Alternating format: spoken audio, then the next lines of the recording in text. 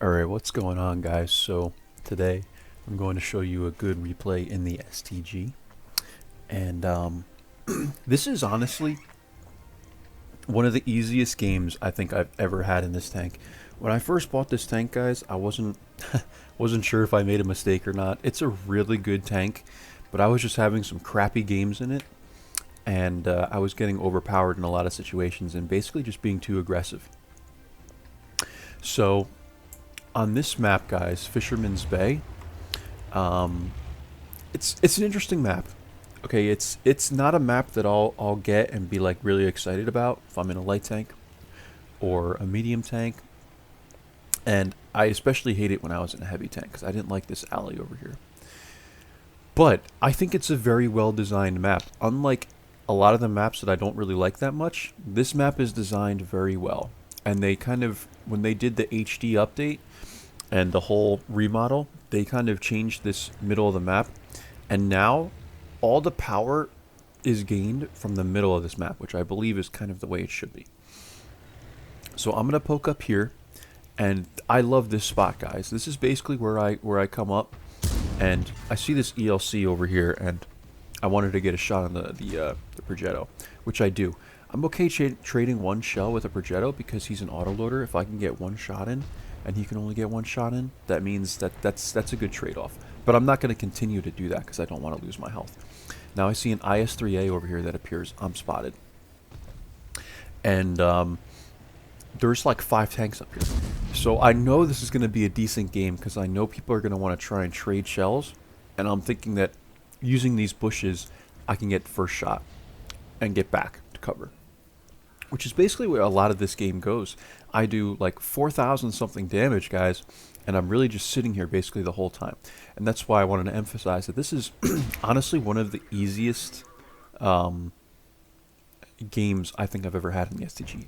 I just sat here and shot people. That was it. I didn't really use any of my game knowledge to play this particular match here. But anyway, back to the map design, guys. I think that on the front of this map, or I'm sorry, the middle of this map, there is really, and you'll see in this replay, obviously, that there's a lot of, I want to use the word power to be gained here, because you have shots everywhere, especially from this area.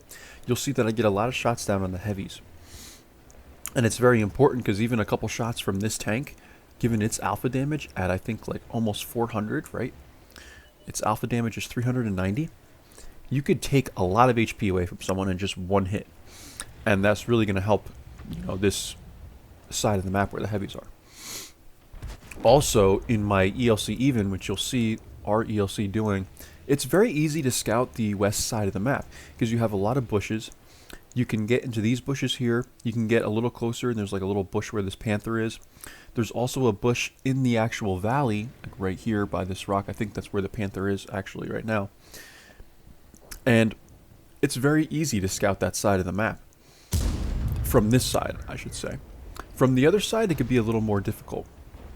And you can see as I'm talking here, the UDES pokes up in this very awkward area. I was able to get a shot in there. I'll go to my camera view as I'm talking. So I was able to sneak a shot in here. Actually, I think I missed the shot.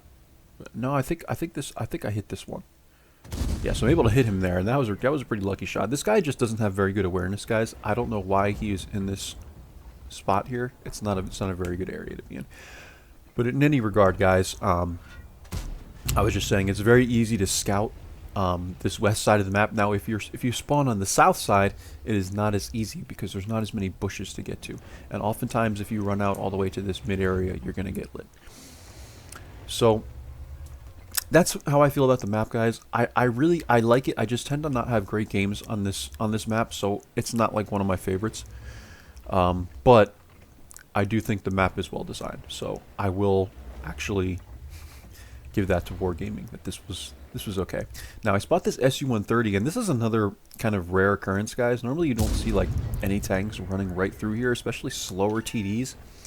And this SU-130 has paper for armor, so I mean this is an easy shot here, and someone else is able to get the kill there. And already we're at 2200 damage, guys. And I don't think I left this spot, this area of the map, the entire game. I think I moved up a little bit at the end, but that was it. So you see, I'm still working on this IS-3A. He's over here. He knows I'm here. I'm not spotted at this particular moment, but he knows that I'm there. So he's being very cautious. And the T-69, I know, is still kind of lurking around this area. Otherwise, he probably would have popped up on either the east or west side of the map by now. And then I see the tree fall. So I know that there's someone here. I'm trying to poke out and get a quick spot and get back, because I don't want to really expose myself, but I want to see what the heck's going on. So I see the IS-3A moving up in the corner, the back corner of my map, but I'm going to stay here because I know he can't light me when I'm at this edge of the building.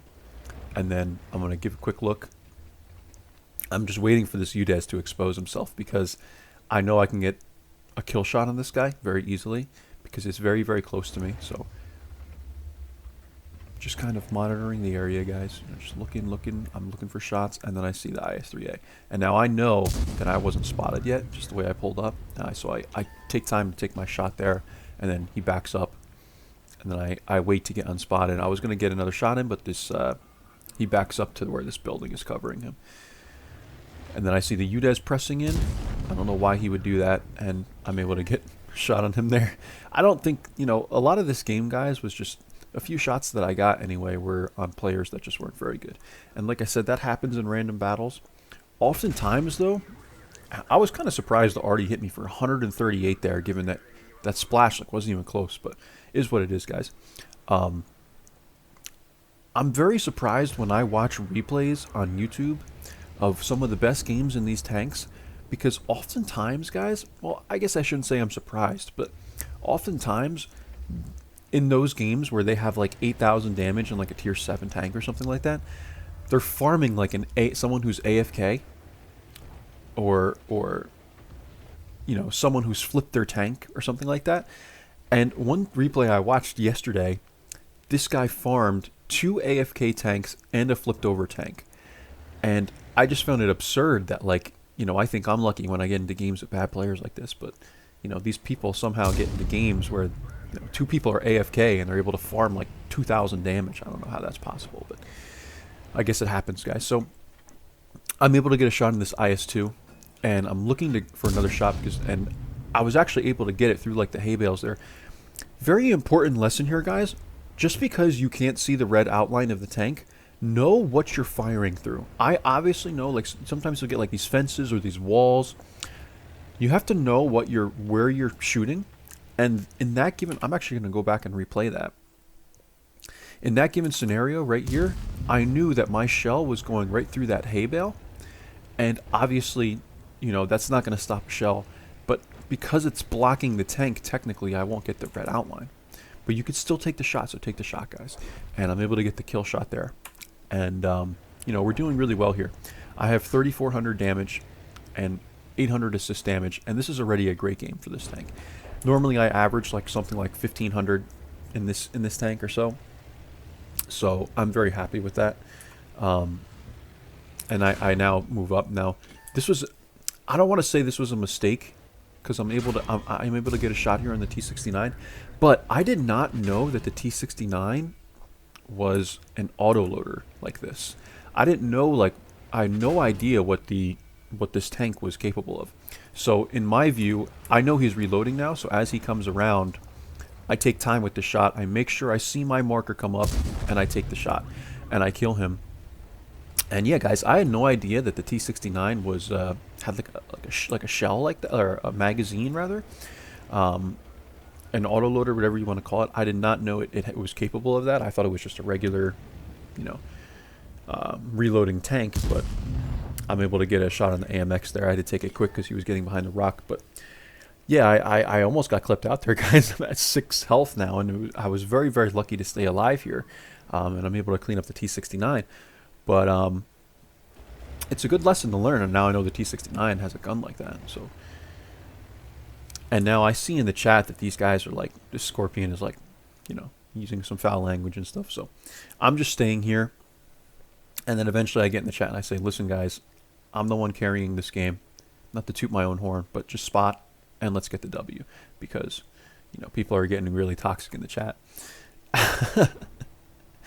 um, so we're just kind of waiting here. I'm going to speed this up, guys, just to make the replay a little quicker. This was a pretty long game. I'm able to take a shot on the GW Tiger there. Sorry I missed that, but just the Artie. You know, who really cares? So I get 391 damage there.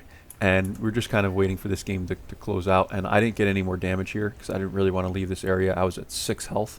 So, I mean, I could have stumbled into a rock and killed myself. So they get the kill shot in the T-28 there and such. And this game is over, guys. And it was that simple. I literally stayed in this area over here almost the entire game. You know, I didn't move really at all. And the only time I did move, I got nearly clipped out by a T-69. So,